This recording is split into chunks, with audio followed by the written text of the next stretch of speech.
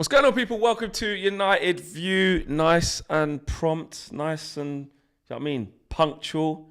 I know it's a couple of minutes, but, you know, you've got to let it build up, let the excitement build up, man. There's got to be tension. There's always tension in the air. There's atmosphere building. There's a bit of positivity in the air as well, Flex, yeah? There is. Even though you do have to catch yourself, because I think we're almost so desperate for some positivity that once we have got a little bit of it this week, we do have to take a step back and realise that nothing has been announced yet, of course, for certain deals. But look, pre-season's underway. Tour starts in how many days? 10 days? 12 days? Something like that. A couple of signings are nearly there. I'm feeling optimistic on this Thursday morning at 9:03. Don't be feeling optimistic like that, mate. It's not enough. You know, I saw Faz yesterday. Faz was like, why are we getting excited? Frankie de Jong's only 1% closer. We're not going to do nothing, you know. So you got to relax yourself. Don't get too carried away. Smash a like on the video. Subscribe to the channel if you're new. Good morning. Get your porridge in. Get your Quaker oats, get your ready break, get your smoothies, toast, cereal, whatever you have. Cup of tea. 100%. 4am in Newcastle says sent first super chat yesterday and was ignored. Sorry, 4am in Newcastle. Yesterday was a madness. There was a lot of super chats, and the day before that, I think. So apologies. I know a lot of people have been sending super chats, and sometimes it gets so crazy during the stream. You might miss them, and the mods are really good at reminding me that there's some, or pointing out that there's some. Josh is really good. So if we ever do that, just badger us, put it in capitals and stuff like that in the comments, and I will see it and I will get it out to you. We have got a lot to talk about in this show today, though, because the big thing is this happened at sort of the back end of yesterday, but this is when we do our videos. We talk about stuff at the top of the morning. So whatever's happened within the last 24 hours since I've last seen you or whatever, we'll get into it. Yeah. Ten Hag backs the players. And this is something that we've been talking about kind of way before it's come out that he's basically said this. Yeah. Obviously, it's divided a lot of opinion. We're going to talk about that.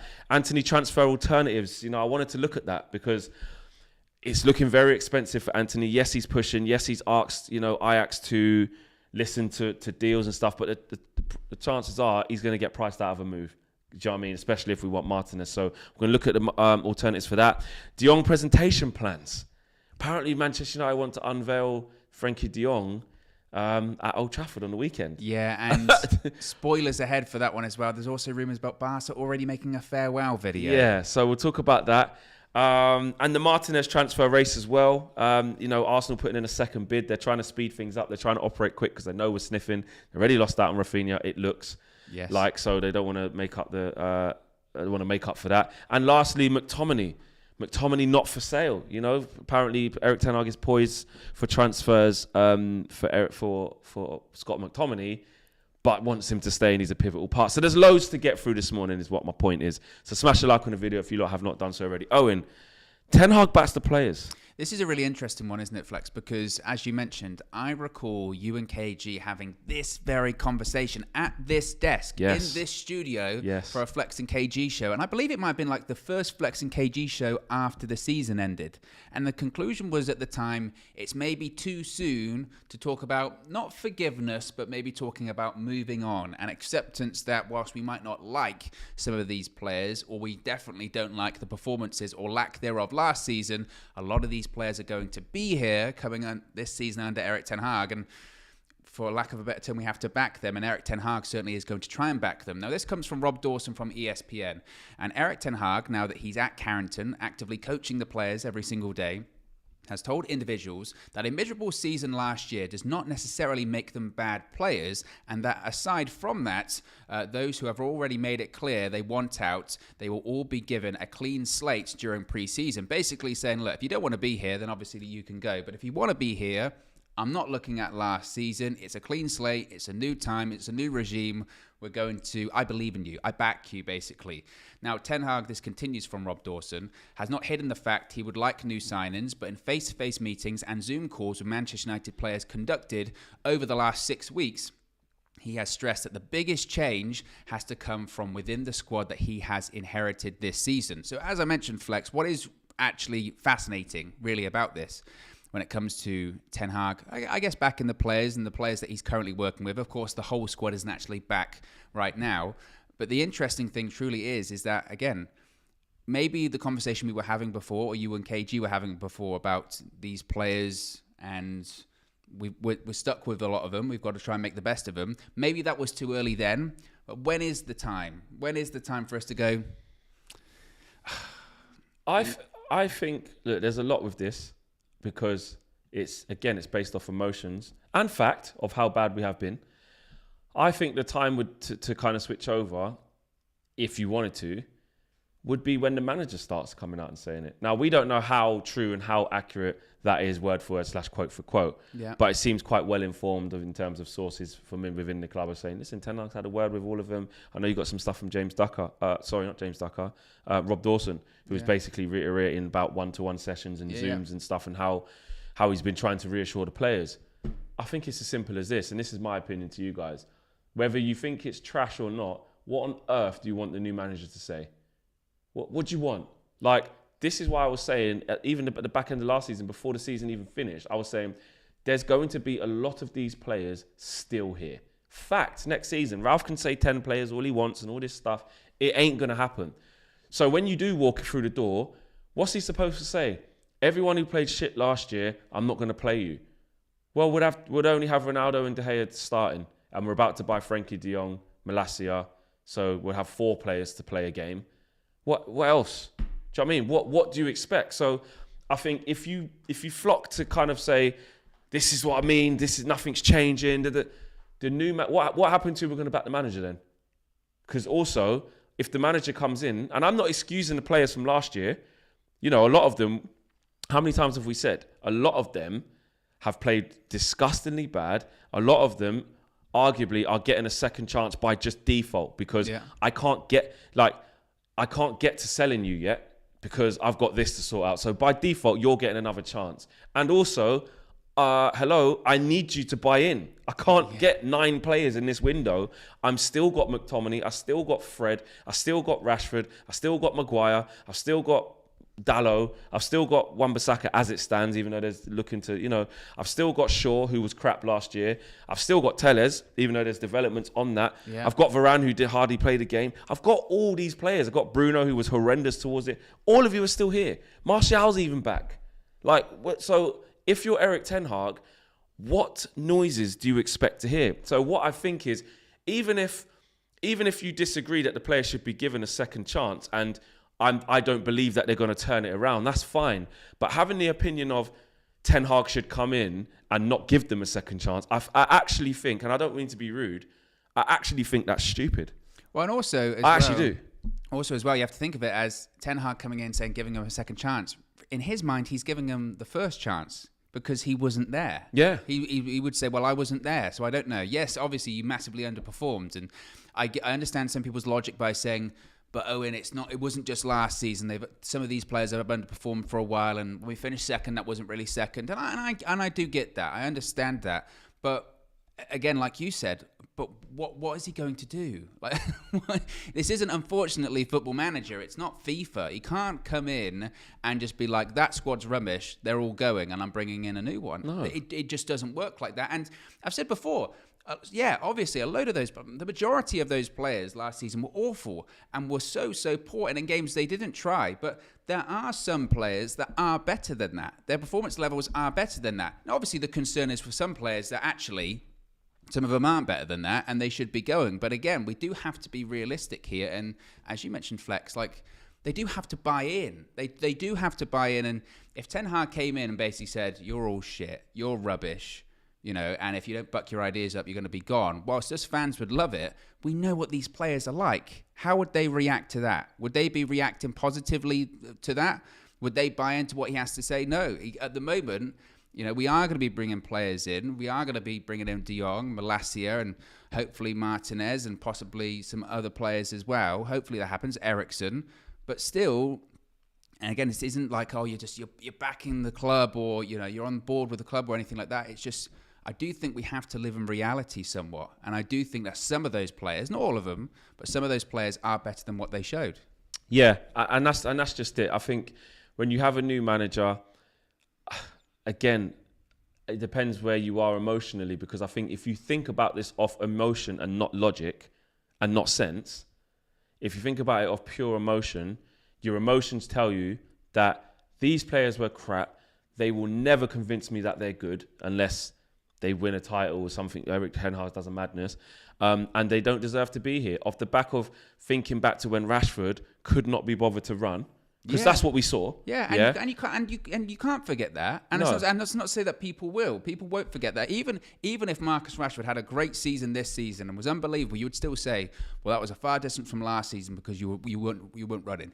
You're walking around. People won't forget that. But the point is that, again, we have to be realistic. We just do. We have to be realistic. And Erik ten Hag, any manager, irrespective of football, in business, in life, a good manager gets the best out of what he has first. Then he makes changes as to try and improve what he's got. Yeah. That's just life. But what I was going to say is, even if he comes in and has already made his mind up on certain players, right? I know people will say, come in, be ruthless, sell him straight away, do this, do that. That's probably not the best thing to do, because he does still need to understand what he's got to work with in terms of transfer budget. Because if you come in and chastise someone straight away, and then the space doesn't open up, or you don't get the player that you want to get them, and you still need to rely on that player, that player's just going to do that to you. Yeah. Like, it's as simple as that. Even if you think there's a plus. Like, we might not be able to find somebody to buy Wan-Bissaka, let's say, because it just doesn't work out. The loan deal doesn't work. We might not be able to get Denzel Dumfries by the time we maybe got Martinez or this player or that player plus Antony. Whoever it is, there might not be enough money to address the right-back situation. So he may have decided that he's surplus. But by the time, let's say Eric Bailly leaves, by the time Brandon Williams leaves, by the time maybe Tellez leaves because of the Malacia situation, right-back might have to wait till January. In that case, and this is just me painting an example, what if Ten Hag went in on the first day and said, Wan-Bissaka, you're crap. I'm just letting you know, you got no future here and I ain't playing you. And also as well, we are living in a time where the atmosphere in dressing room at Manchester United has been toxic for such a period of time.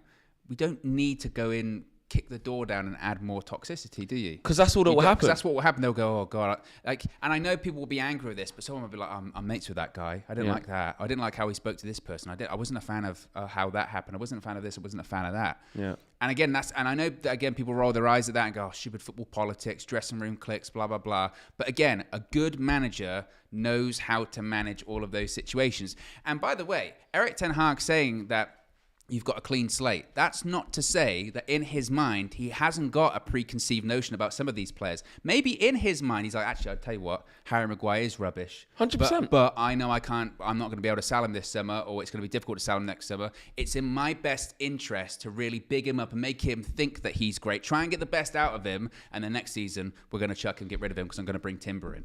Like, he might be thinking, a good manager would be thinking 2 or 3, 4 windows ahead. Yeah. He wouldn't be thinking just short term. It'd be part of his plans to try and get the best out of his players in the short term. But he might have made his mind up on some of these people, but he knows he's not going to be able to get rid of them. I just couldn't believe. Well, I could believe because, social media, innit? You know what it's like on Twitter, especially United Twitter or United social media. And that's why we have to be careful, because I just feel like I couldn't believe when I think it was Manchester Evening News and like I said, Rob Dawson said some pieces on it and stuff like that.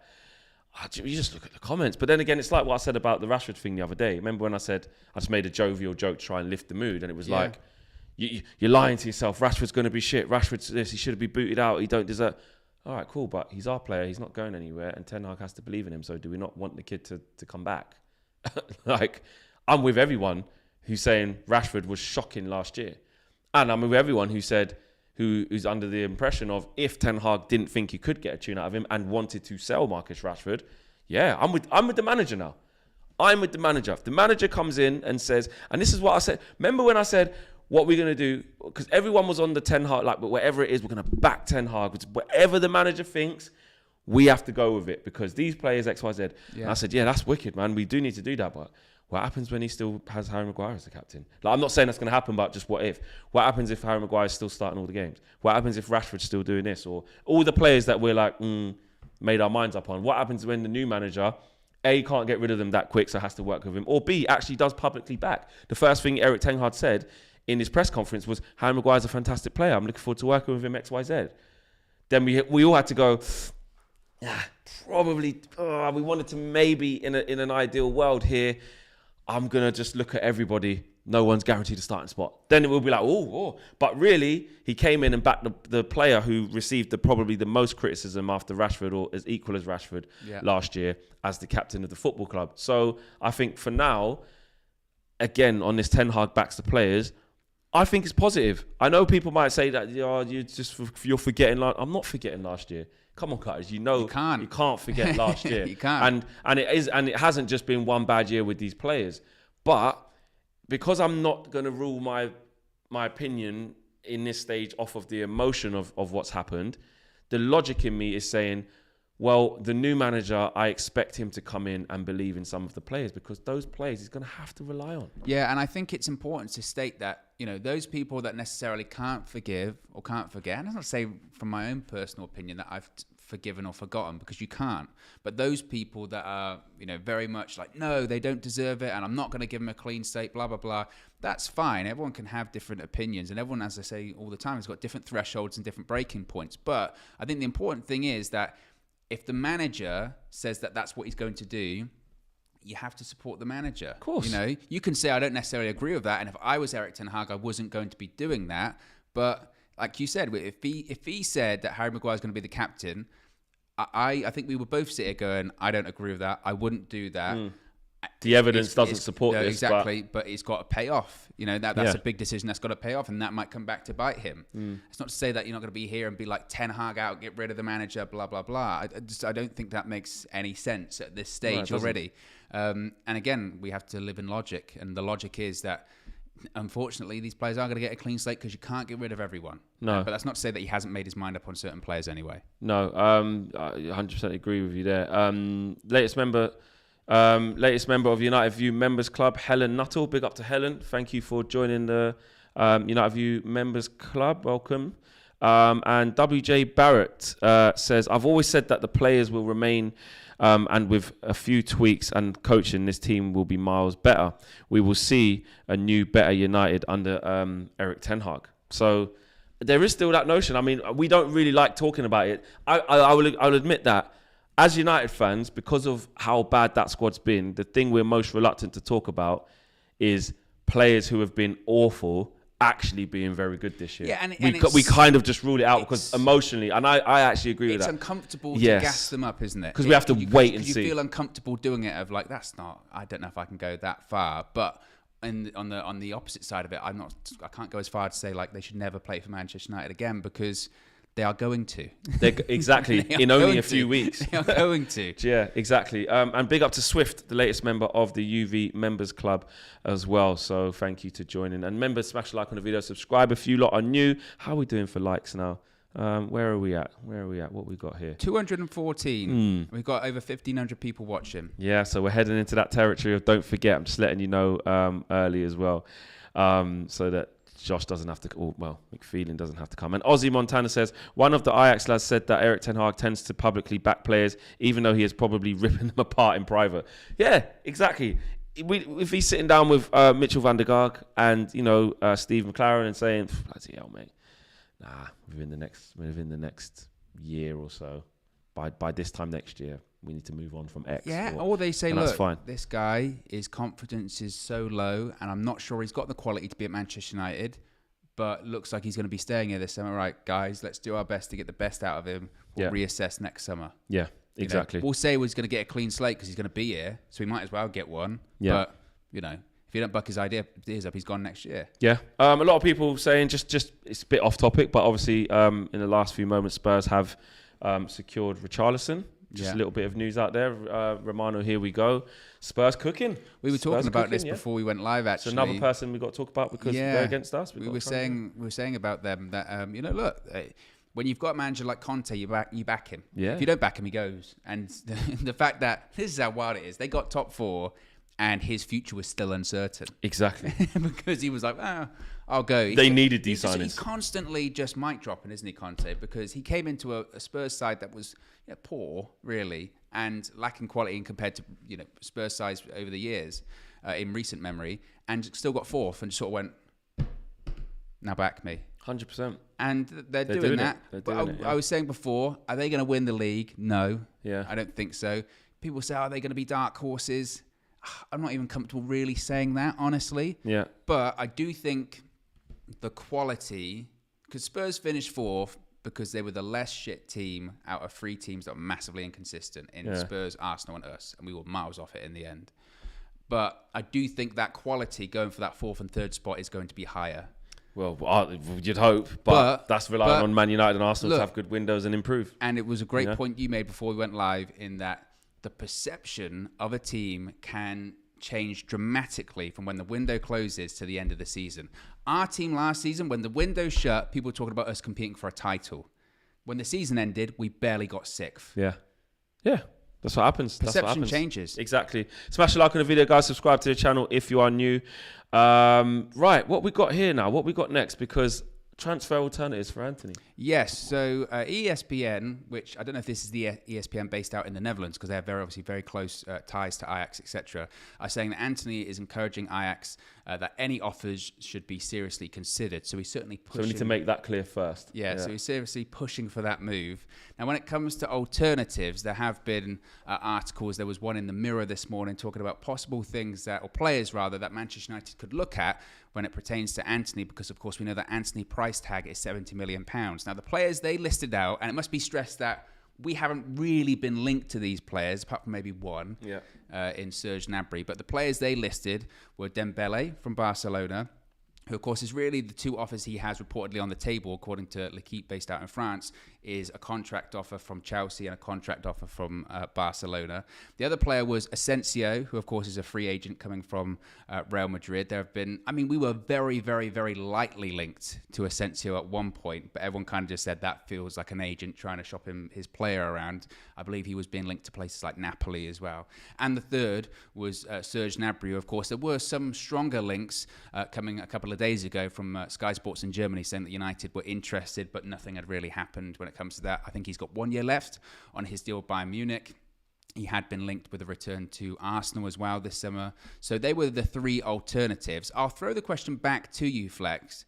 If we're assuming that Antony isn't going to happen, now Antony clearly wants the move to happen. He's saying to Ajax, if an offer comes in, consider it. Even if it, and I would assume Ajax are going, what, 70 million? Yeah, we'll consider it. No. Consider any offers, please.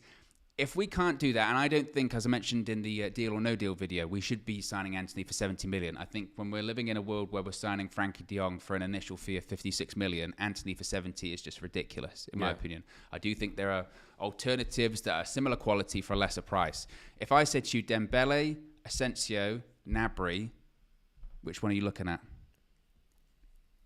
I think Dembele's got the most talent out of all of them. Definitely.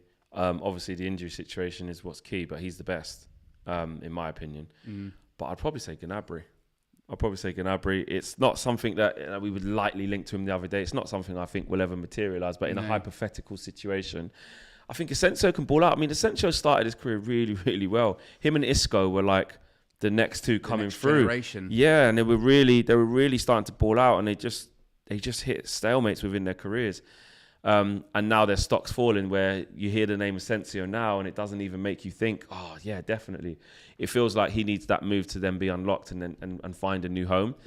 But I think out of those, in terms of availability plus skill level and normal ability, I would say Gnabry. But the annoying thing about Dembele is, and I know this is unpopular opinion because obviously he's made of glass, he's always injured. Yeah. I think he's fantastic. Honestly, he's such a good player. And Chelsea, I think, do you know what? We could actually see the experiment. Because if Chelsea take the risk on him on a free transfer, because it's like saying, would you want to take the risk on a free with a player who's got such a bad injury record for how young he is? Yeah. But he still played the back end of last season and played really well. Obviously, that's a huge... I'm not saying we should get him because we've had our problems with injuries. But I would, if Chelsea got him, that would be me zooming in and doing that and seeing, let me see what he does. Because if they kept him fit and they cook with, say, him on one side and Sterling on the other, like, that's top. Yeah, it's weird that whole sort of triangle, isn't it? Because look how that's sort of playing out. So clearly, Chelsea are going for like 2 wingers this summer. They're going for Sterling and they're going for Rafinha or Dembele. But also, Barca are going for Rafinha. I forgot Rafinha. Shit. But Barca are going for Rafinha as well. Yeah. How does that work? One domino will fall in it. And that's what that kind of feels like. If Chelsea secure Rafinha, did they Barca then go, okay, well, we're going to definitely try and tie down Dembele? Yeah, well, they are trying to already. But can they even do that? Like, that's the situation as well. I mean, Dembele is such an odd situation because I remember we all saw those reports, was it last season, where it was like, yeah, he's definitely leaving. He's definitely, he's not going to sign a new deal. And then, like you said, and then he was injured for a while, came back, played really well, and everyone was like, oh, we need to sign this guy back to a contract. What's going on here? But like you said, the injury record is there. It's not good. I remember as well at Barcelona, like the crowd or the fans were turning on him because they felt that he was, a bit of a money mercenary at the time. The way that his move from, he was at Dortmund, wasn't he? Yeah, and he was unbelievable. And the way that he sort of had to force through that move to Barcelona, because that was during the Neymar situation when Barcelona suddenly had this cash, and then they were like, oh, we don't want to sell. Dortmund were like, we don't want to sell Dembele, and he went on strike and all that kind of stuff. It's an interesting one. I don't see us getting him, to be honest. Out of those three, I always think the most likely one might actually be Asensio, because United might maybe towards the end of the window be like, well, he's a free agent, and maybe we just, Well, I'm just looking at his injury record. The big one was in 21-22, 134 days. He missed because of the knee injury. That was June 2021, and he came back in November 2021. That's one, and then he had a big hamstring in 1920. Yeah. February to August, 191 days. Hamstring injury 17-18 at Barca, 106 days. So the injury record isn't recording. It's not. That's the biggest plus. It's whether you feel on a free transfer, would you? Because remember when before we got Cavani. Yeah. Do you remember they were trying to offer him to us to buy him? Yeah. Well, we were linked heavily. And it was like the last few days, and we were like, "Don't do it," because they're just trying to sell us a dud. It became, I think, and it might have been that January. It became a loan. Are we going to get Dembele on loan? On the loan in the January, 100%. Do you know what I mean? So I remember when all that was going on, and we did dodge the bullet, because then look, he went on. You can't always say that would have definitely happened, but the record would suggest he would have gone on to be injured, and he did. He was injured with a big knee injury. But it's whether you would want to take that gamble on him on a free transfer. Would that change your thinking? Yeah. Because if you get a tune out of Dembele, out of them players you mentioned, he's the best. But you could say someone like Gnabry is also knows England, knows the Premier League. Shit time. Yeah. But couldn't even get into Tony Pulis. Has a point to prove. Has gone away to the Bundesliga. Yeah. And by the way, because that means nothing, because let's face it, how many people in recent history have had a shit time in the Premier League, gone into Europe, done well, and then come back and they're just a different player? Yeah. Do we need to say Salah? Do we need to say De Bruyne? Not to say that Gnabry would be that at Manchester United, but again, the point being is that that's not a prerequisite for saying wow. Yeah, Lukaku. Yeah. Exactly. I hear you. It's just weird. I think we have to just. Although be Lukaku careful. came back to the Premier League after the Inter Milan thing, and that didn't go. It went absolutely shit. Yeah. Exactly. Let's get some super chats up on the screen, some of you guys' comments, and see what you guys are saying. WJ Barrett says players were horrible, but the season before last ? Yeah, we finished second. COVID asterisk, no fans. We had the best away record as well. Remember, we didn't lose for broke a record. Yeah, we broke. What was it? Over 20 odd games or something like that. It just goes to show, isn't it? Those no fans being in the stadiums was a complete leveler. Every game was the same. 100%. Yeah, it was. You forget what that was like, innit? Going back then. Yeah. JDK Mello or Jatkar Mello. I think I said that right. Says tell Faz to chill out, man. KMT. Just tell him to chill out. I don't think it's possible. when it comes to Faz. So he's getting too angry. I think he's the type of person, those people that might get angry and you go, calm down. Yeah. That makes them more angry. 100%. It's like pouring, those videos of someone, what's that? That video of the guy and he's cooking, I think it's like chips, and he throws it in the pan and it goes, whatever. Try and throw water on that, even worse. You just can't. You can't tame him. You can't be done. What he wants, Dembele, Asensio, injury prone, so doesn't want those two. Weird about Malacia though, because I don't think he's a definite starter. I don't. No, I think hopefully he is. Something different, but he's still young. But as you mentioned, the thing is with the left back position is for a fact he will play games because Luke Shaw will be injured at some point. Yeah. We don't know what Luke Shaw's form's going to be. It could be good, and if it is good, then maybe Bolasie will struggle. But he'll play games because 1 Europa League and Tuchel will be injured. 100%. He will be injured at some point. Leslie says Dembele is the food you left on the table 2 days ago, and by the time you remember, it looks kind of different. Sour taste and mold on top. But you eat it anyway. But you still eat it. One of them. Speak for yourself. I wouldn't eat it. Yeah, I kind of just revealed a part of myself I didn't care to. 100%. Sergeant Barnes says a fit Dembele would walk into our team, to be honest. 100%. Walks into most teams. Absolutely. It's a shame he's made of spaghetti. And that's the thing. I think if one team can, and again, it's if we're not in a position to be able to take that gamble, that's what I would say. Yeah. But if one team could afford to take that gamble on him, because they've got an array of talent to come in if it doesn't work, someone like a Chelsea, if they get Rafinha, if they keep Pulisic or whatever, they might get another forward. They've got to replace Lukaku as well, a striker. They could probably afford to. We'll get Dembele as well. We're going to get Raheem Sterling. Yeah. We can afford to get Dembele as well, and hopefully try and keep him fit and see what happens. Yeah, maybe Josh will put a poll in the chat saying which is your preferred Antony alternative. Yeah, is it Gnabry? Is it Asensio? Or is it Dembele? Yeah, 100%. Let us know. Yeah, let us know. I don't think a lot of people would go for Dembele. CS says we do also need to trust Ten Hag is able to make some players better than they currently are. We aren't aiming for title challenge next season, so the aim is top 4. 100% agree with you, CS. I think that's actually the comment of the day so far, because we, as much as we need to change the players round, like I keep saying, like a broken record, there's loads of players that are still going to be there, and Ten Hag has a reputation of not only improving young players but making players better.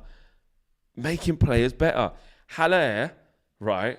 33 million. I know it's a different league, and you can say, he didn't work in the Prem. It works in the Eredivisie because it's a different league. Look at Tadic. He wasn't amazing at Southampton, but look what he did. But his track record of players, you look at De Ligt, you look at, I'm not talking about going on to the top level. Yeah. You look at De Jong. You look at Ziyech, who again, he didn't work out at Chelsea, but he had the basis to go and do it. You look at Donny van de Beek. You look at the players that he's got. Just had at Ajax there, people like Martinez and people like Alvarez and these types of players. Antony, Timber. He's improved all of these players. Davy Klaassen. The real interesting thing will be is that at United, you will see how much of that necessarily was Ten Hag and how much of that is just Ajax. Absolutely. That production line, that conditions for success, that conditions for development. How much of that is the coach and how much of that is Ajax? And probably the reality is it's a hybrid of both. But if Ten Hag can just bring a little bit of that to Manchester United, then God, we'll be buzzing. Yeah, 100%. The poll is now up. Dembele, a bit of a typo there. We've got Gantry. The Gantry. Do you want to get on the Gantry? Do you want to go on the Gantry? Yeah. Would you prefer to watch them on the Gantry? I think people should probably just vote for Gantry for banners there. We got KG in the chat as well. He says morning family. He's up nice and early, getting his daily dose of United view. Let's move it on a little bit now. Let's go. De Jong presentation plans. So I just love that Josh is an Arsenal fan and he's about the only ex-Arsenal player wrong. Saying it's autocorrect in my ears. Exactly. Yes, we're going to talk about a little bit about Frankie de Jong. It was reported yesterday by Florian Plettenberg that Erik ten Hag wanted Frankie de Jong and he will get him. De Jong is on the verge of joining Manchester United and could be presented at the weekend. There are plans to present him at Old Trafford. And when it comes to Barcelona, outlets in Spain are reporting that Barcelona have already prepared a farewell video for Frankie de Jong, which I thought was odd because, again, this goes back to not everyone needs a farewell. Like, how long has he been at Barcelona? What, 3 years? 3 years, yeah, about that. What video are we doing? Yeah, I don't think he needs a farewell video. What's he won at Barcelona as well? Yeah. I don't think they've won the league during his time there. It's Atletico and it's been Real Madrid. Yep. They haven't won the league. So what's definitely haven't won the Champions League. What farewell video? Did they even win the Spanish Cup? I'm not sure. I don't know. I think they might have won. They might have won a Copa del Rey, maybe. Yeah. But the big bit, I suppose, there is that there reportedly are plans for him to be presented at Old Trafford this weekend. Are you confident with a presentation being this as soon as this weekend? I myself feel like there will be an announcement in terms of a deal in principle, maybe in the next 48 hours. But an idea of him being there at Old Trafford feels a bit soon. But then I suppose, look, he is an international player. He was part of that group of players that played in the Nations League in June. We know that the international players are coming back on Monday. So if he was to be part of that group that's there on Monday, he would maybe have to be there at the weekend, would he not? Yes. True. Logistically, that would make sense. Logistically, we need to announce De Jong within the next. Well, tomorrow is a week on. A week tomorrow is when the players would probably look to start going. So about the 8th of July, that would be. They've got to start going because the first game's on the 13th, so they've got to be out there a few days to customise themselves, have a few training sessions. So you would think they'll probably fly out on the Friday, maybe the Saturday. Yeah, because you would think the training camp would start the Monday. Do you see what I mean? Yeah. Yeah. So yeah, the time frame sounds like it needs to happen within the next week for sure because we need him. We need him to be on tour.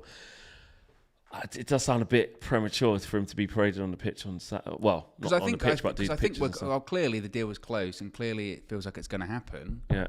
But still, the noises that we have heard from journalists and whoever are like, there's still some complications that need to go. Yeah, it's not straightforward. He's still got, I think, is it 3 years left on his contract, 2 years left on his contract. Then you get into the realm of agent fees, etc. as well. I think what will happen is, because remember I said, we know that the new home kit is officially getting unveiled first week of July, right? Yeah. I think what will happen, so the 1st is obviously tomorrow, so that don't count. So from the 4th, between the 4th and the 8th to when we sign, I think round about the midweek, 5th and 6th, I think we get an official announcement.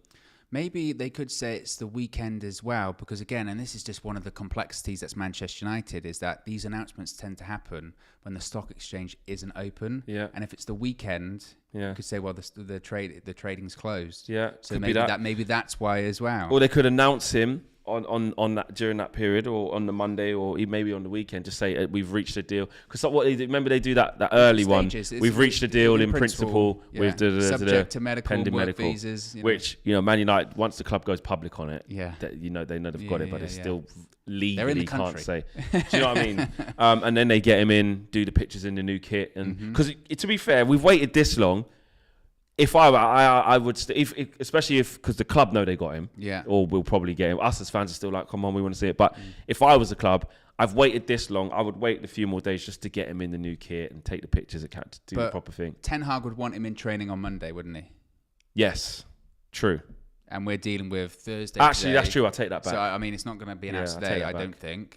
So we're talking about Friday, Saturday, Sunday, unless it's announced Monday. And when I say announced, it's not deal in principle, rah. It's he's here, here's the shirt, and by the way, he's in trading. But that is way too quick for Manchester United. They would give themselves more time.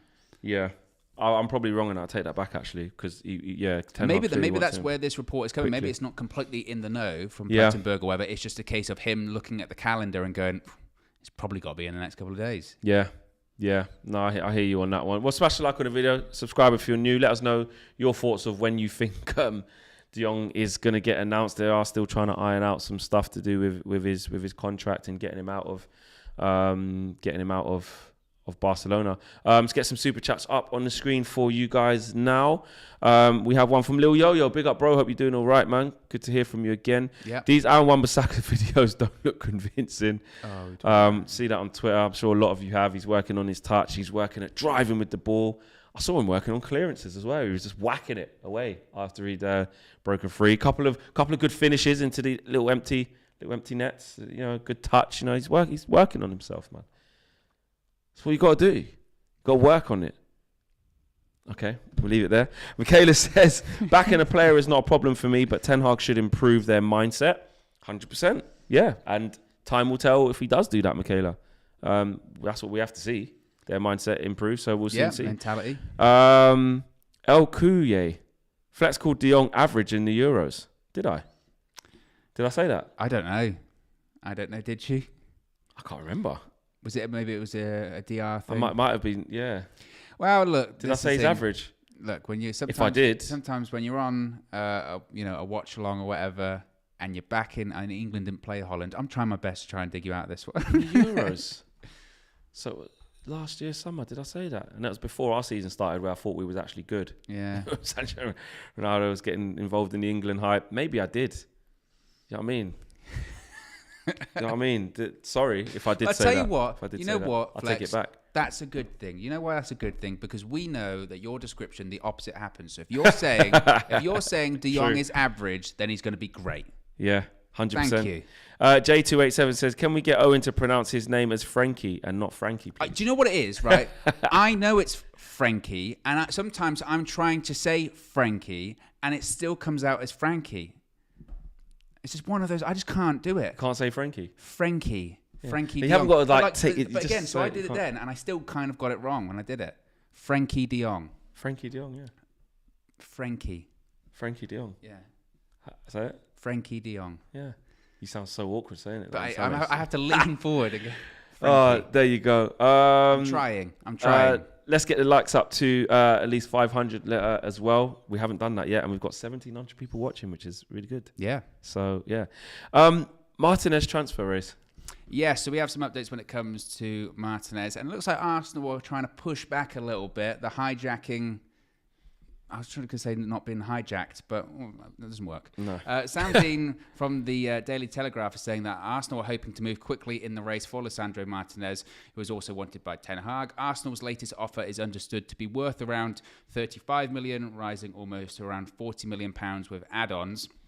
But from the Manchester United perspective, Erik Ten Hag is understood to be pushing for Manchester United to compete with Arsenal for Lisandro Martinez. So we might be getting into a bit of a bidding war or a transfer battle for the Ajax defender. There is a feeling in Holland that Arsenal are hoping to swiftly conclude the deal for Martinez, while Manchester United focus their attention on finalising the transfers of Frankie de Jong and Frankie. Don't be that guy. The thing is, I'm not even being that. That's me trying. That's me trying. But in some updates in the last few minutes, Martinez is open to negotiating with both Arsenal and Manchester United. This comes from Fabrizio Romano from his chat with Caught Offside. Arsenal's interest is more advanced, though, in the defender. Arsenal are, quote, insisting a lot this week because Mikel Arteta is understood to be a big fan of the player. So, reportedly, Arsenal's interest is more advanced in the player, but Erik Ten Hag is going to Manchester United go, no, compete. What did you say? Did you say Romano said... What did Romano say? Romano said, to Caught Offside, Lisandro Martinez is open to negotiating with both Arsenal and Manchester United. For now, Arsenal's interest is more advanced. Arsenal are insisting a lot this week because Arteta is understood to be a big fan of the player. So Arsenal's interest is more advanced in the player, but Erik Ten Hag is saying to Manchester United, no, we need to compete. Yeah. When did he say that as well, Romano? When did he? Well, that's this morning. Oh, this morning, right. Yeah. Yeah, we've got to push. We've got to push if we want him and Ten Hag wants the player. Is Martinez, the top draw centre back? How would you feel if he goes to Arsenal? I'll be honest, I wouldn't.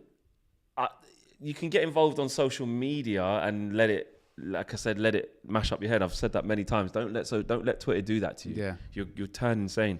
Social media would tell you different, but it would last a couple of days and we'd just move on. I think because if you said to me that means we'll go and get Pau Torres, you could argue that maybe that's the. I don't think we'll go get Pau Torres though. That would be my concern. Neither do I. No. But if we didn't get Martinez and went to get a different player, a different type of centre back, then so be it. I would argue this one would sting more than Núñez. The reason I say this is because the Núñez situation.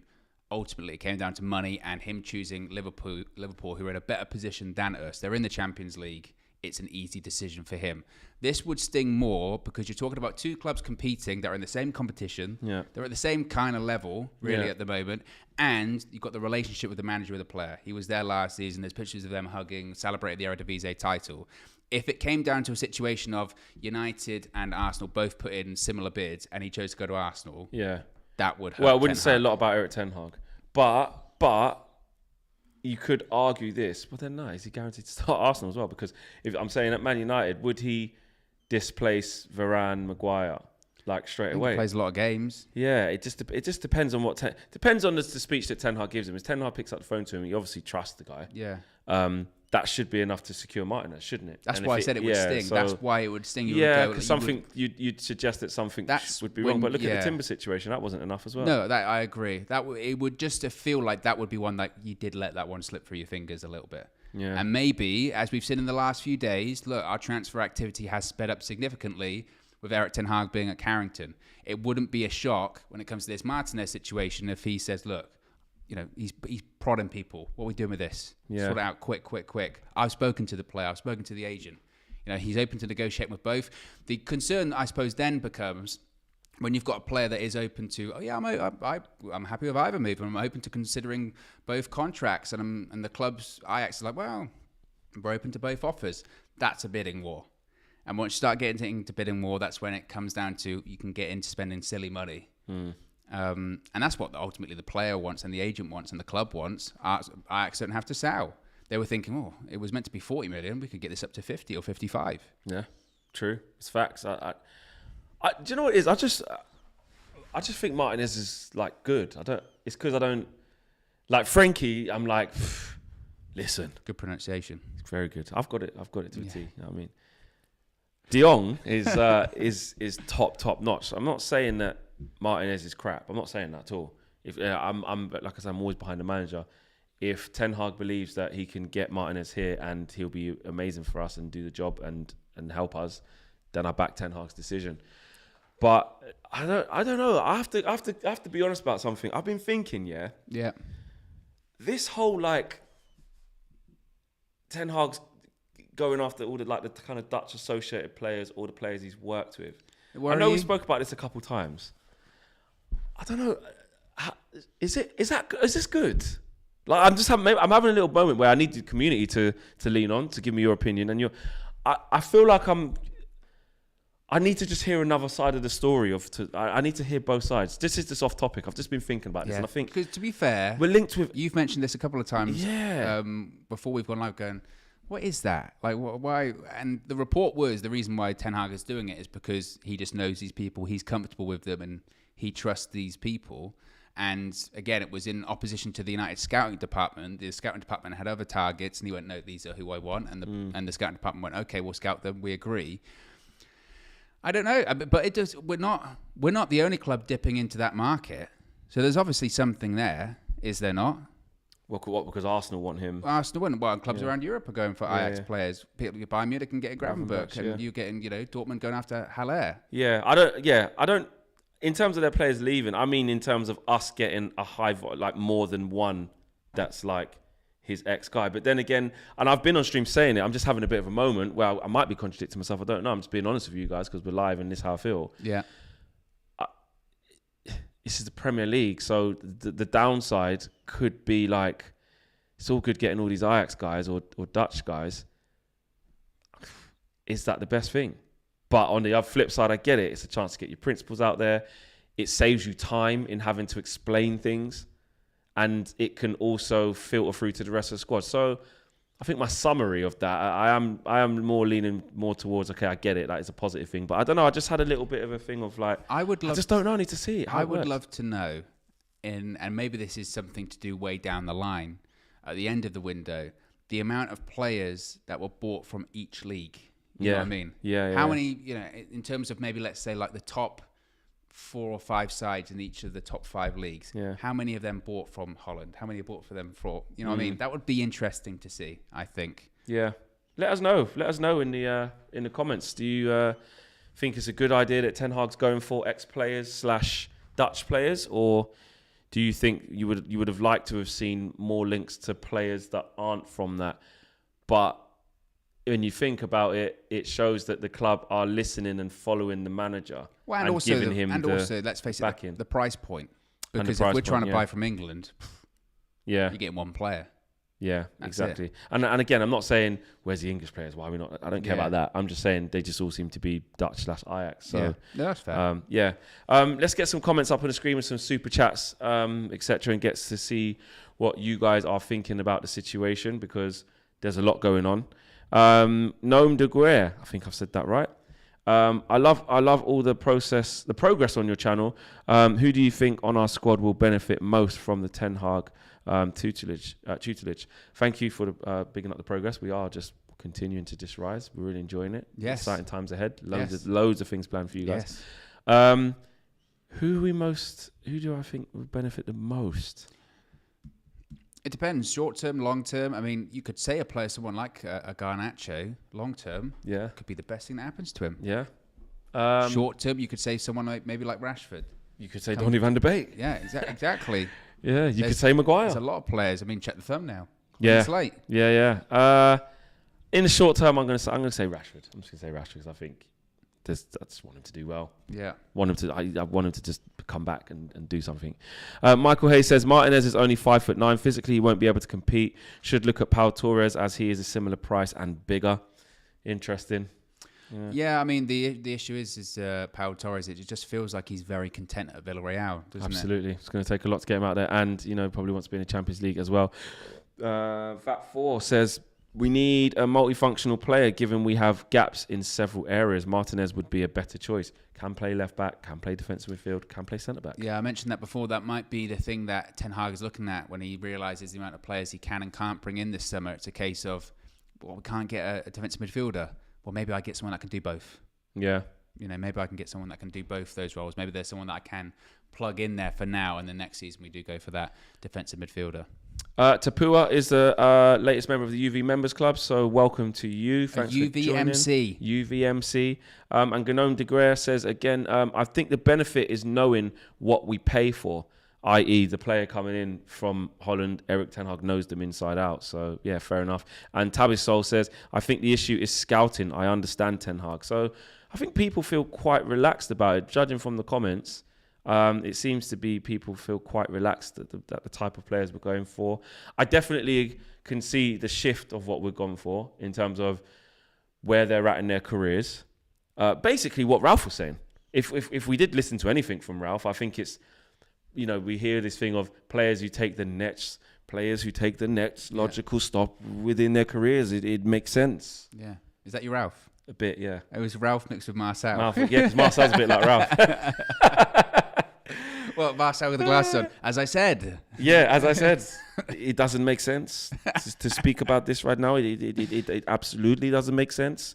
Maybe it is logical. Yeah, there you go. So, but everyone seems quite comfortable about the fact that we're raiding Holland/Ajax. So there you go. And the last story, let's get this. McTominay not for sale. McTominay not for sale, yes. This comes from the Times that Erik ten Hag is reportedly prepared for clubs to submit offers for Scott McTominay this summer. But according to the Times, Newcastle United are one of the clubs interested in signing the Scottish midfielder. But despite this, ten Hag reportedly does see McTominay as a, quote, pivotal player and doesn't want to entertain any offers. So reportedly, if you believe the Times, Newcastle might have been interested in signing McTominay, but Ten Hag is saying no, he's a pivotal player and he's not for sale. Do you agree, Flex? Is McTominay a pivotal player? He might be for Erik ten Hag. That's what I'll say. This is where I got practice what I preach, because I'm saying get behind the manager. I've said he's gonna say things, make decisions on players that we've essentially given up on. Well, and also as well, I would say that I would be really surprised if, and it's not a mark on McTominay or anything like that, but I mean, I have not heard. That's the first I've heard of Newcastle being interested in Scott McTominay. That seems like such an odd link. It is. That I really don't put really any stock in that one whatsoever. And as we've said several times, the track record speaks for itself. How many managers have come in and gone, I really like McTominay, whether it's Jose, whether it's Ollie, whether it's Ralph, and it could be Eric as well. He always impresses managers. Whether we agree with it or not as fans and whatnot, if you was to pick out McTominay's bad points, we can all do that. We can all know what he's not good at 100% and know what he probably will not ever excel in, because it's just not the type of player. I don't think he has that level of ceiling. Yeah, and I think also we try and shoehorn him into roles that he's not competent at. Exactly. As well. If you look at his stats, he's not the player to be in a Frankie de Jong role passing the ball forward. Frankie. It's going to drive me. Just call him de Jong. Yeah, FDJ.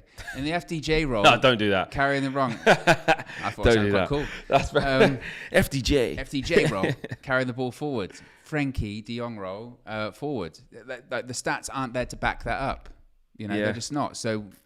And Tabasol says, LOL Fleck, how can you believe this story? He hasn't even trained with McTominay yet. And that's what you were kind of touching on there. You got to take this with a little bit of tongue in cheek. I think Manchester Evening News was saying that the Times reported this, but I just think it's something where McTominay's not getting sold. I think it's quite enough, which is why it's kind of at the end of the show to kind of just glaze over it quickly, because I don't think there's any mileage in this. And from the track record of McTominay, he will impress Ten Hag. I think he will with his application and his attitude, how he trains, looks after himself. But we all know at 3 p.m. on a match day what deficiencies McTominay has. But he might see it as, I can see what McTominay's good at. Let me keep him away from the ball. Yeah. Because I have Frankie. I'm gonna have hopefully a fire in Donny and maybe a Christian Eriksen. Maybe with those guys, I'm gonna make my footballing do the talking through those guys, but someone like McTominay, I'm going to redefine his role. Yeah, and maybe he might just say to him, because again, the thing that will ultimately probably let him down in the Ten Hag is his technical ability or lack thereof it. You know, again, his passing stats are what they are. Yeah. But you could maybe see Ten Hag saying to McTominay, look, what I need you for in these games, and these certain games, I need you to get around, win the ball, and as soon as you win the ball, simple pass, give it to Frankie. The Football Scout, thanks for the super chat, says players that know his play make transition easier, 100%. And Frankie, honestly, we want to kind of save it to when we announce him, we can really get into Frankie and how good he is and what he brings, because honestly, he's top. And I know someone highlighted that I said he was shit during the Euros. So if I said that, I'm doing a KG shameless. What was I thinking back then? Flip flop. 100%. You grow. I really don't recall saying that, but it's gonna be once after this. We're gonna go find it, and then and someone will. You're gonna go. Fair play. I did. And when that happens, you hold your hands up. You don't act like the high almighty, like your shit don't stink. You can't say anything. Do you know what I'm saying? And Ali Jason says, "Big up, lads. Great stream. Gnabry way better than Antony anyway in general." So he wants, and the poll's finished as well. A unanimous win for Gnabry at 59%, Dembele at 21%, and Asensio at the bottom with 18%. And it's Serge Gnabry, not Gnabry. Serge Gnabry. Yeah. But pronunciation. Well, according to Josh, it's Serge Gantry, so, you know. Yeah, exactly. Auto-correct. You know. Oh, gosh, there you go. Guys, wicked show. Smash the like on the video. Subscribe if you are new. Oh, we got... Still there. And WJ Barrett says, what if Erik Ten Hag gets the Leeds McTominay performance? Well, yeah, we haven't seen that since the Leeds McTominay performance.